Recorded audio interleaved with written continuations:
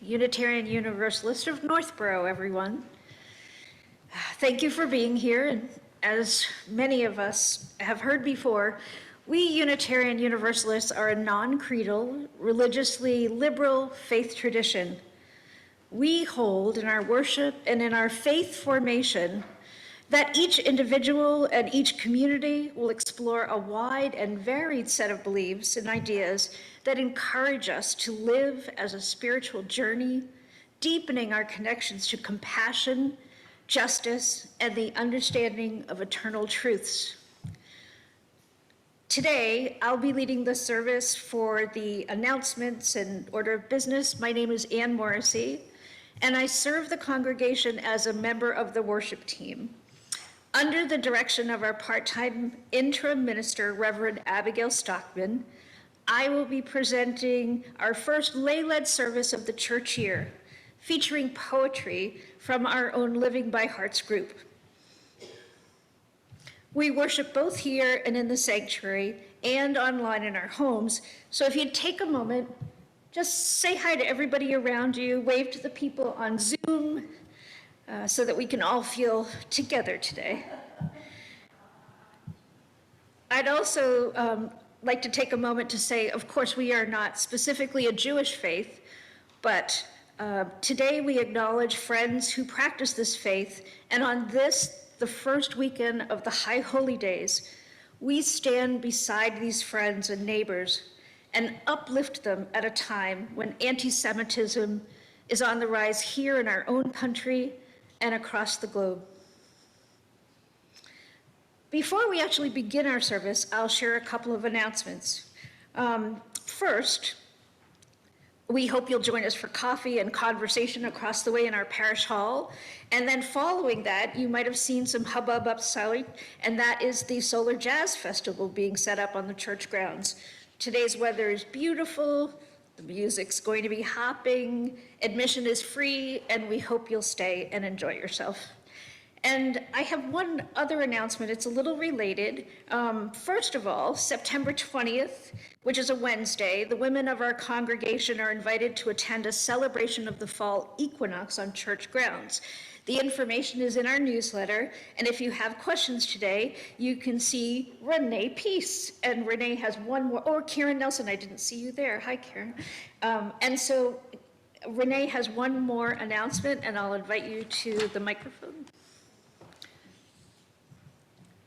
So during coffee hour, please take a look at some of the houseplants that need new homes. And we are, Karen has donated and I have donated some of the plants. And it is a by donation, so we didn't have to try and figure out prices and whatever works for you. But Karen has a nice selection of plants. So. Thanks, Renee. And now, Lisa Whittemore, my co-creator in the service, will ring the chime to call us into the sacred time of worship, and a musical prelude will follow. And I will play pieces today, all three prelude, offertory, and postlude that were requested by members of poetry group. So I'm going to take this. Okay, so maybe first one does not need introduction. You will find it. You will know it. But second and third, maybe Lisa will explain a little bit when time comes, right, about the songs that I will be playing, right? Oh, after offertory, you're going to do that. Okay, yes.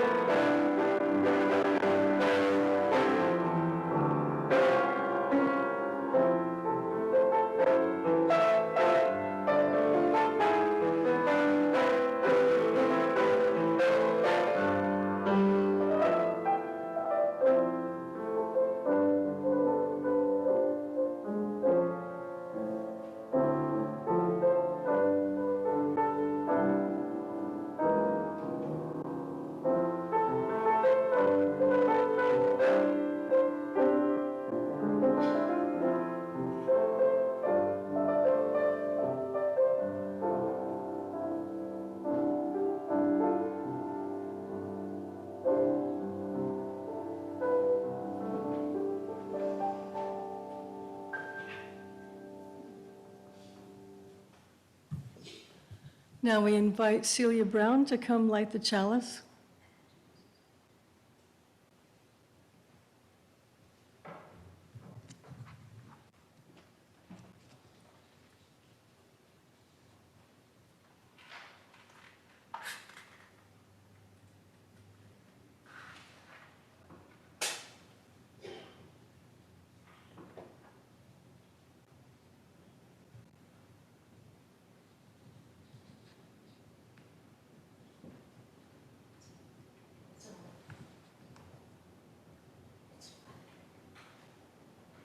Celia? There's a button.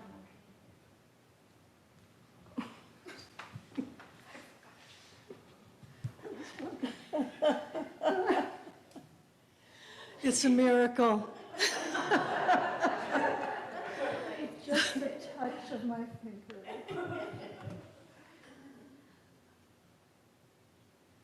Thank you, Celia. When power leads man toward arrogance, poetry reminds him of his limitations. When power narrows the areas of man's concern, poetry reminds him of the richness and diversity of his existence. When power corrupts, poetry cleanses. For art establishes the basic human truths, which must serve as the touchstone of our judgment.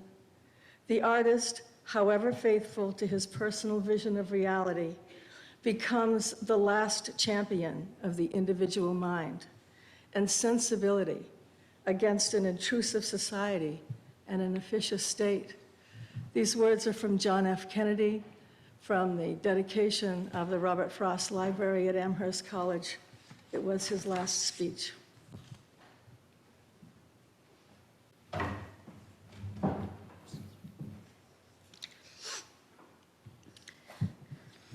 Just a few more words about today's service. It's going to look and sound a little bit different from most services.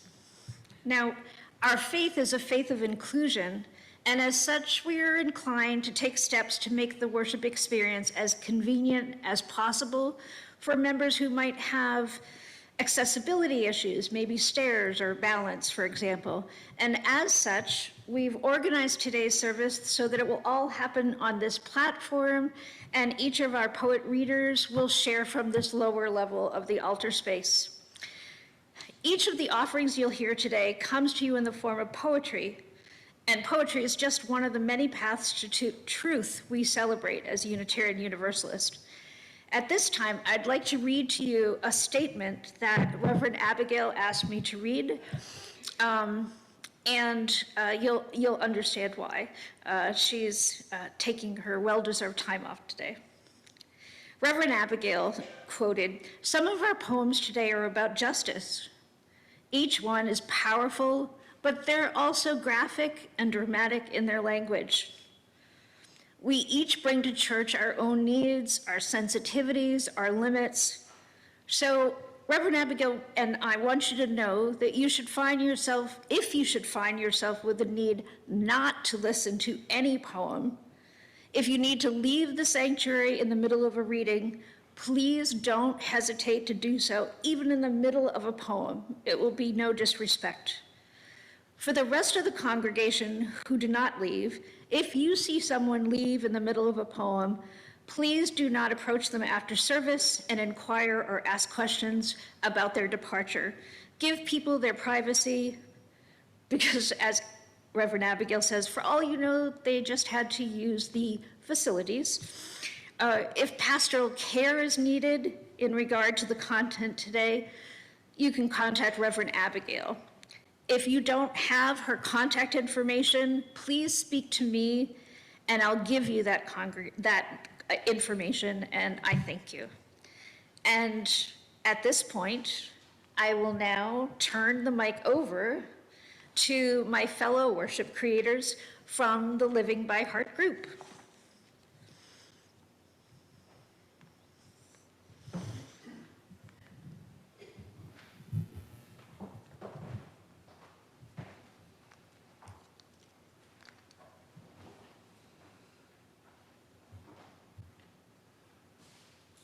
Our Living by Heart group welcomes you to our poetry service, and we hope you find our offerings insightful, provocative, and perhaps inspiring. You may find some poems evocative and will be available after the service and coffee hour to discuss further if you wish. We meet once a month on Zoom to share poems that enhance our spiritual journey, help us discover new poets, and often bring laughter. Welcome.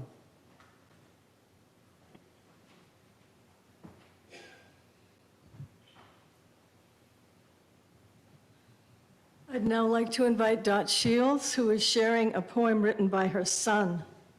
Very special offering for us this morning.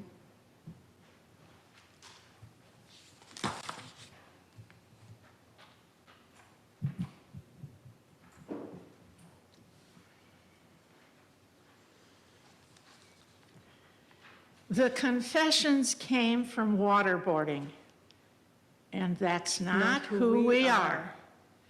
They're being held without a trial, and that's not who we are. We bent the rules to use the drones, and that's not who we are. The mercenaries always break the law, and that's not who we are. They're making it a war on Islam, and that's not who we are. Religious tests for refugees are just not who we are. Children were separated from parents. They're terrorized, and that's not who we are. They're terrorizing immigrant families, and that's not who we are. Profits climb while wages stagnate, and that's not who we are. They die because they can't see doctors, and that's not who we are. Racist comments are on the rise, and that's not who we are. They're defending sexist jokes, and that's not who we are. What we saw in Ferguson, that's not who we are. He killed 9 people in a church, and that's not who we are. Bullets were fired at concerts and schools, and that's not who we are. Innocent bystanders died in the bombings, and that's not who we are. They want to build a border wall, and that's not who we are. They carried torches and chanted slogans, and that's not who we are.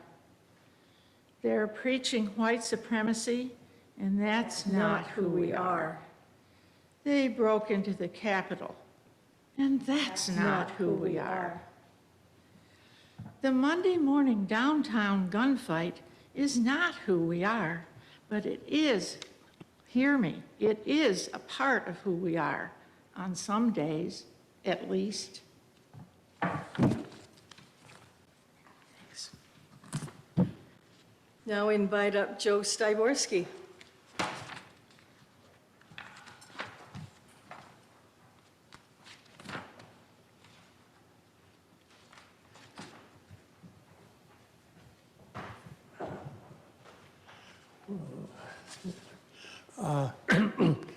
Poem I'm going to read's been with me for a long time. About the time I started this journey down my spiritual path in Hudson about 32 years ago, and also my mindfulness practice. The poem is by the Venerable Zen monk Thich Nhat Hanh.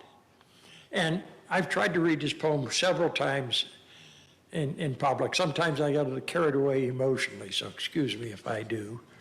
And I want to try something with it.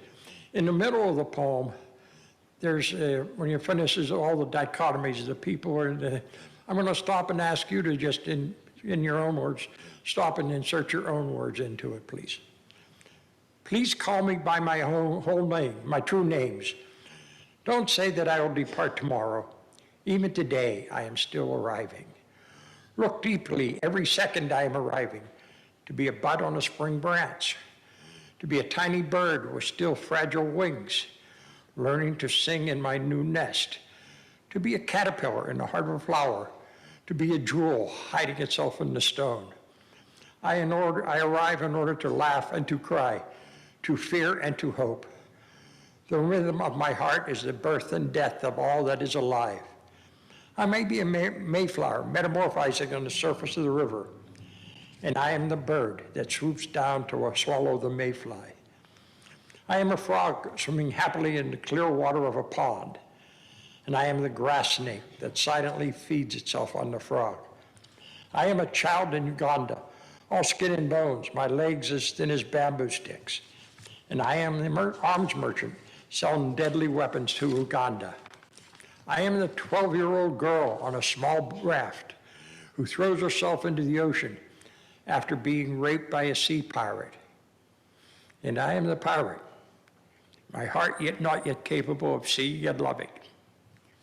I am a member of the Politburo with plenty of power in my hands, and I am the man who has to pay his debt of blood to my people dying slowly in forced labor camps. Let me just sit in thought and make your own verses up for a bit.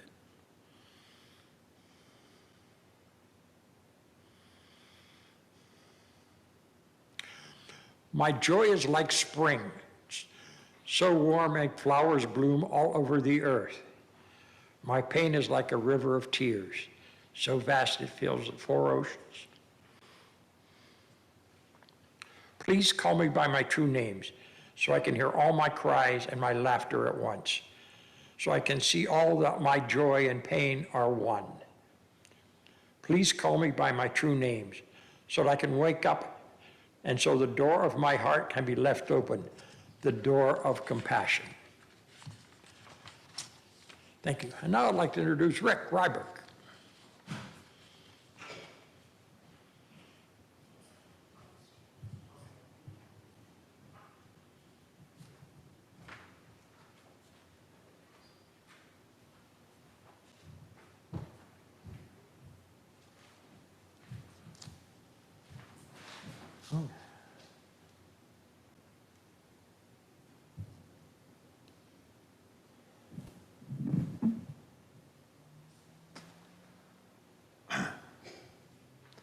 The deepest sensuality. The profoundest of all sensualities is the sense of truth. The next deepest sensual experience is the sense of justice. By David Herbert Lawrence. Some of you may recognize as D.H. Lawrence. The Journey by Mary Oliver.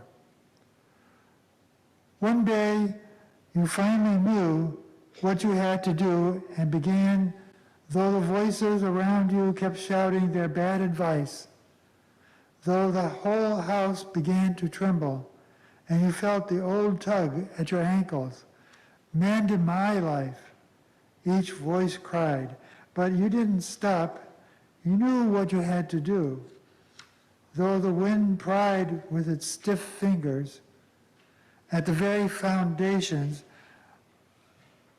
though their melancholy was terrible, it was already late. It was already late enough, and a wild night and the road full of fallen branches and stones. But little by little, as you left their voice behind, the stars began to burn,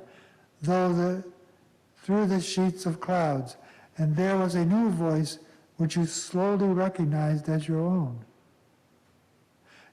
that kept you company as you strode deeper and deeper into the world, determined to do the only thing you could do, determined to save the only life you could save.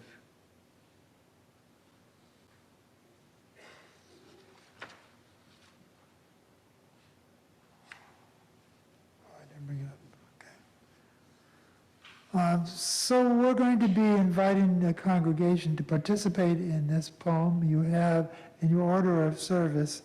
The poem is called Lifelines. I will read the first stanza through, and then you will read, if you are able and willing, the second stanza in unison. Are you ready? Okay. Lifelines, an action poem for life. Pure light. We are many who love. We love for peace. We love so that all may eat. We love so that the earth may be pure. We love so that our water may be pure. We love so that our air may be pure. We love so that a space of love will build up among us, among all human beings. Let the fire of love burn all our problems with love. And now, in unison, pure light. We are many to act. We act for peace. We act so that all may eat. We act so that the earth may be pure. We act so that our water may be pure. We act so that our air may be pure. We act so that a force of love will build up in human beings. Let the fire of love burn all our problems with love.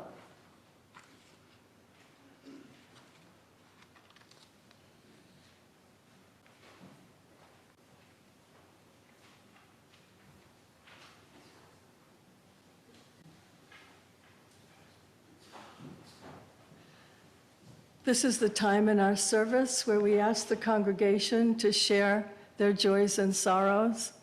For those of you who are in the meeting house,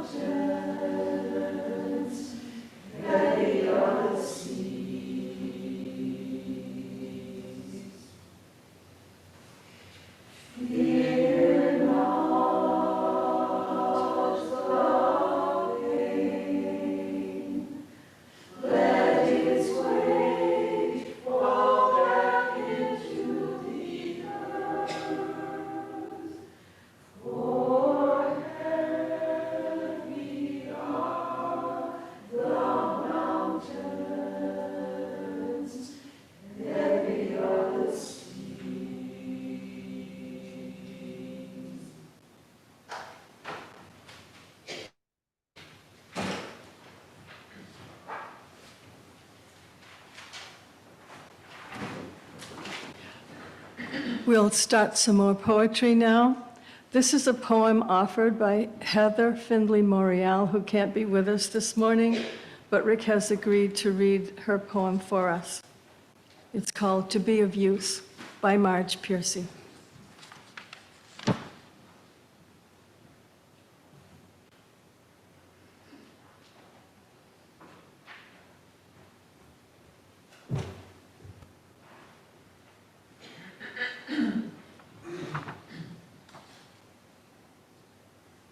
To be of use. The people I love best jump into work head first, without dallying in the shallows, and swim off with sure strokes, almost out of sight. They seem to become natives of that element, the black, sleek heads of seals bouncing like half-submerged balls.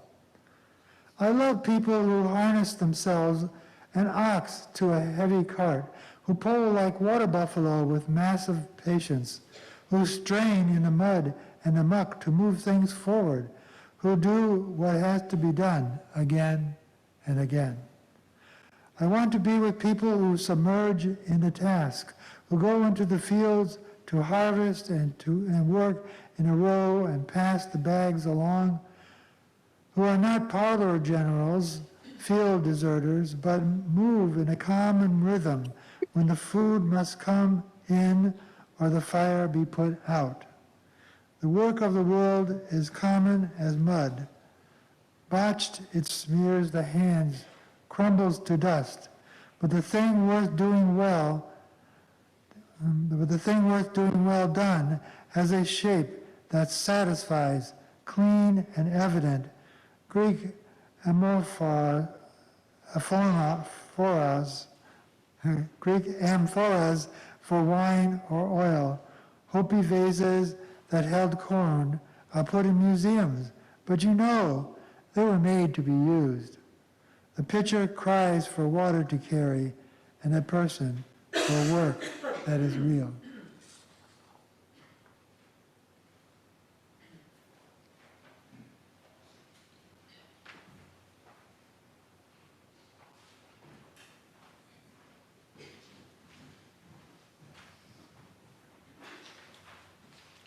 Morning. Good morning. I'm Dick Zahowski, and the tone of this is going to be a tad different. We're encouraged to bring poems that we like and think are related to the topic, in this case, justice. But then we talk about whether they are or not. And my poem is entitled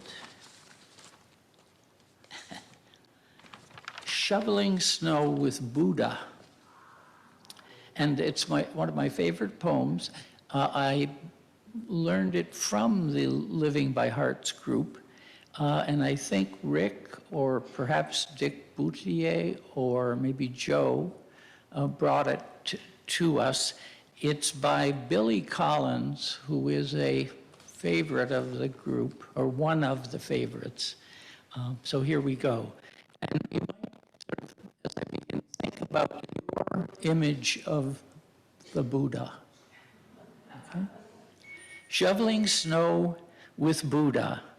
In the usual iconography, why am I putting the emphasis in the wrong place there? In the usual iconography of the temple or the local walk, you would never see him doing such a thing, tossing the dry snow over a mountain of his bare, round shoulder, his hair tied in a knot, a model of concentration. Sitting is more his speed, if that is the word for what he does or does not. Even the season is wrong for him. In his manifestations, is it not warm or slightly humid? Is this not implied by his serene expression, that smile so wide it wraps itself around the waist of the universe? But here we are, working our way down the driveway one shovelful at a time. We toss the light powder into the clear air. We feel the cold mist on our faces. And with every heave, we disappear and become lost to each other in these sudden clouds of our own making, these fountain bursts of snow. This is so much better than a sermon in church, I say out loud. But Buddha keeps on shoveling. This is the true religion, the religion of snow and sunlight and winter geese barking in the sky, I say. But he is too busy to hear me. He has thrown himself into shoveling snow as if it were the purpose of existence, as if the sign of a perfect life were a clear driveway you could back the car down easily and drive off into the vanities of the world with a broken heater fan and a song on the radio. All morning, we work side by side, me with my commentary, and he inside his generous pocket of silence, until the hour is nearly noon, and the snow is piled high all around us. Then I hear him speak. After this, he asks, "Can we go inside and play cards?" "Certainly," I reply, "and I will heat some milk and bring cups of hot chocolate to the table while you shuffle the deck, and our boots stand dripping by the door." "Ah," says the Buddha, lifting his eyes and leaning for a moment on his shovel before he drives the thin blade again deep into the glittering white snow. The final stanza I love. Ah, says the Buddha, lifting his eyes, you wonder what he is thinking at that moment, and leaning for a moment on his shovel before he drives the thin blade again deep into the glittering white snow. Get back to work.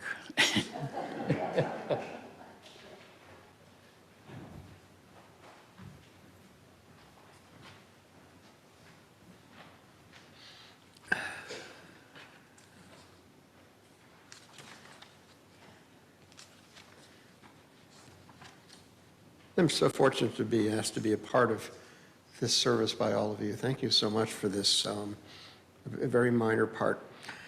Our financial offering each week is shared between the general operating fund of this church and a designated nonprofit organization. For the month of September, the half plate will go to the minister's discretionary fund. May we continue to be as generous as we are able.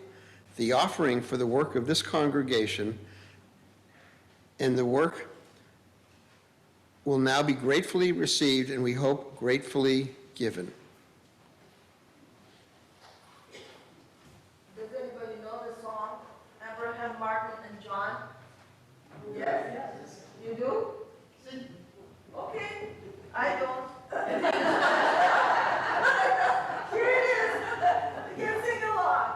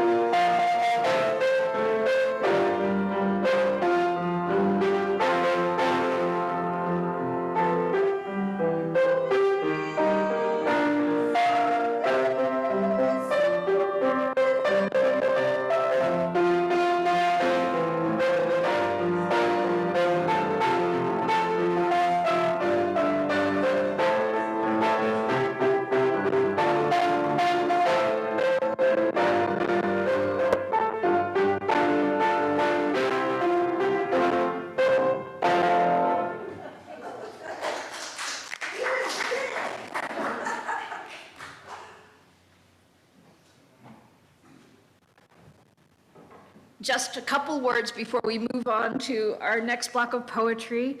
The song that Olga just played was actually offered up in our Living by Heart group by longtime member Nancy Johnson. And because the group is a little free form and the topics repeat all for an entire year and then we start over, people get creative, and I'm really blessed to be a part of it when I can make it. And this time round, that song was offered in voice, and Nancy Johnson, with a cold, joined us and sang the entire thing, and it was beautiful. And thank you, Olga, for learning the song.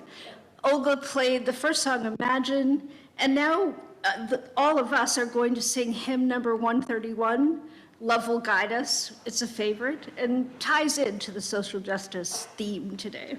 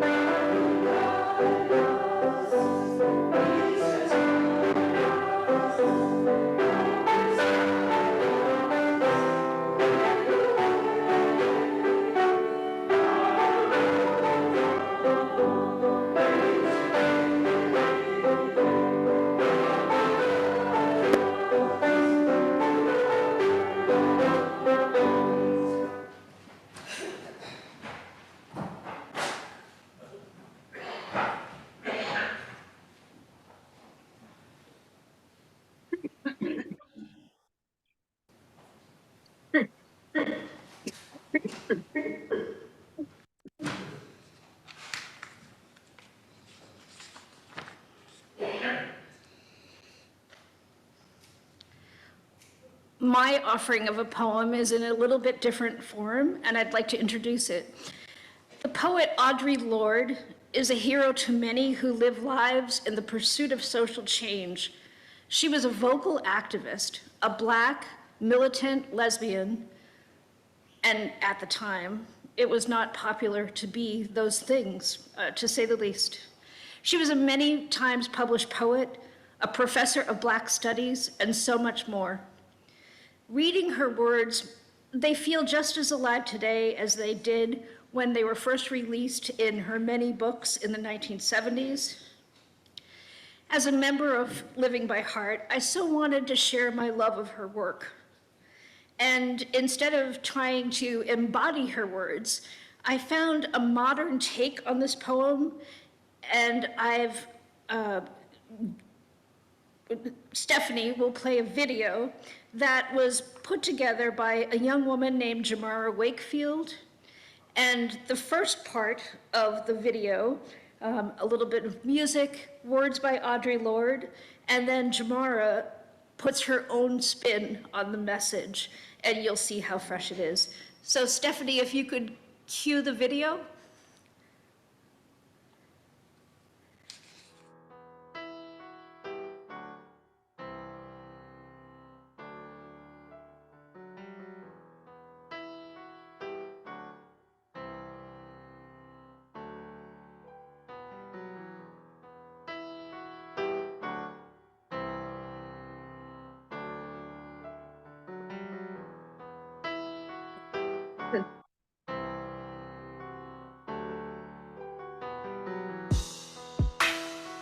And nobody wants to die on the way, and caught between the ghosts of whiteness and the real water. None of us wanted to leave our bones on the way to salvation 3 planets to the left, a century of light years ago. Our spices are separate and particular, but our signs and complementary keys at 7:45 mean time we were telling the same stories over and over and over. Broken down gods survive in the crevices and mud pots of every beleaguered city where it is obvious there are too many bodies to cart to the ovens or gallows, and our uses have become more important than our silence. After the fall, too many empty cases of blood to bury or burn. There will be nobody left to listen, and our labor has become more important than our silence. Our labor has become more important than our silence. And I have come to believe over and over again that what is most important to me must be spoken, made verbal and shared, even at the risk of having it bruised or misunderstood. That the speaking profits me beyond any other effect. I am standing here as a Black poet, and the meaning of all that waits upon the fact that I am still alive and might not have been. We, Audrey, myself, and the ancestors of all who are still speaking came to ask you today, what are the words you do not yet have? And what do you need to say? What are the tyrannies you swallow day by day and attempt to make your own until you will sicken and die of them, still in silence? Perhaps for some of you here today, I am the face of one of your fears because I am a woman, because I am Black, because I am myself a Black woman, warrior poet doing my work, coming to ask you, are you doing yours? And of course I am afraid. You can hear it in my voice. Because the transformation of silence into language and action is an act of self-revelation, and that always seems fraught with danger. But my daughter, when I told her about our topic and my difficulty with it, said, tell them how about you're never really a whole person if you remain silent, because there's always that one little piece of you that wants to be spoken out. And if you keep ignoring it, it gets madder and madder and hotter and hotter. And if you don't speak it out one day, it will just up and punch you in the mouth.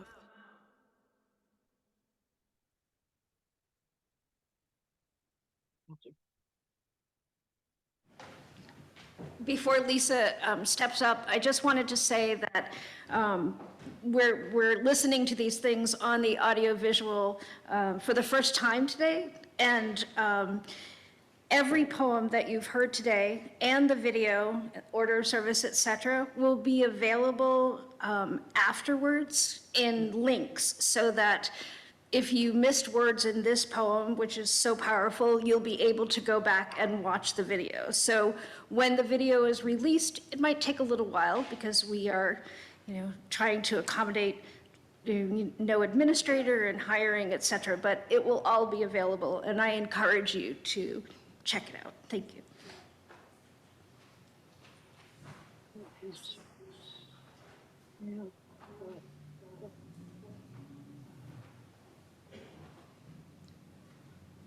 Thank you so much, Anne. That was a wonderful offering.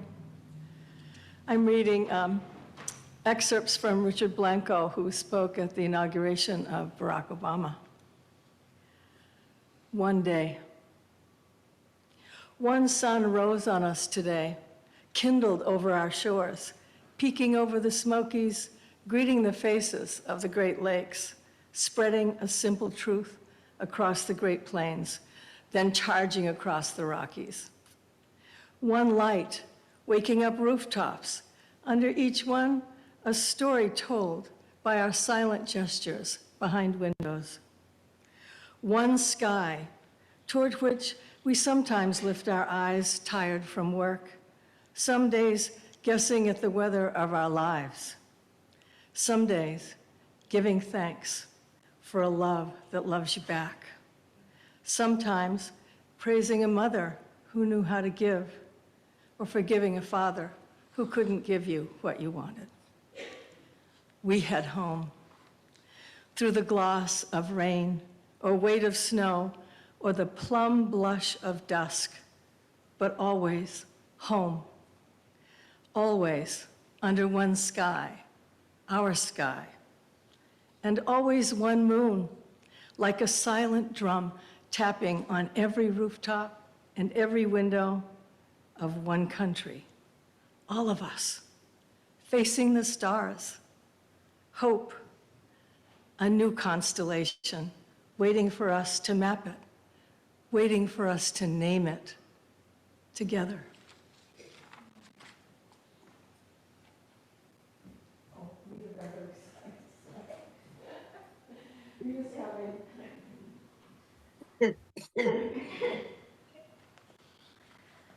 Hi.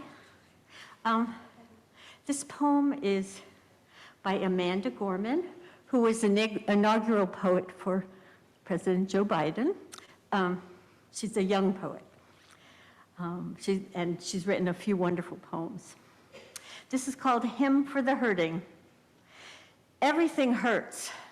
our hearts shadowed and strange, minds made muddled and mute. We carry tragedy, terrifying and true, and yet none of it is new. We knew it as home, as horror, as heritage. Even our children cannot be children, cannot be. Everything hurts. It's a hard time to be alive, and even harder to stay that way. We're burdened to live out these days, while at the same time, blessed to outlive them. This alarm is how we know we must be altered, that we must differ or die, that we must triumph or try. Thus, while hate cannot be terminated, it can be transformed into a love that lets us live. May we not just grieve, but give. May we not just ache, but act. May our signed right to bear arms never blind our sight from shared harm. May we choose our children over chaos. May another innocent never be lost. Maybe everything hurts, our hearts shadowed and strange, but only when everything hurts, may everything change. And a few months ago, Rick somehow found this wonderful quote by Thomas Merton, and I thought it followed on what Reverend Abigail was saying last week, and I also feel like it's the basis of all justice and the most important instructions. Our job is to love others without stopping to inquire whether or not they are worthy. That is not our business. In fact, it's nobody's business. What we are asked to do is to love, and this love itself will render both ourselves and our neighbors worthy. Whoops, sorry. And now, to close out our service, some words of blessing from Bernadette Miller. Benediction by Bernadette Miller. May you taste the colors of sunset. May you touch the chorus of dawn. May your eyes turn toward the beauty even when it's gone. May you weave a path of blessing through ecstasy and grief. May you tend the flame within you. May you feed it with belief. May you find yourself in strangers and meet them within you. May you trust that we are windows the world is peering through. May you linger in each moment, receiving with your heart the gift of possibilities that presence can impart. May you become a portal to the love behind your toil. May you become a silence within the world's turmoil. May the prayers that grow within you bloom in many lands. We are woven of connections, and peace is in our hands.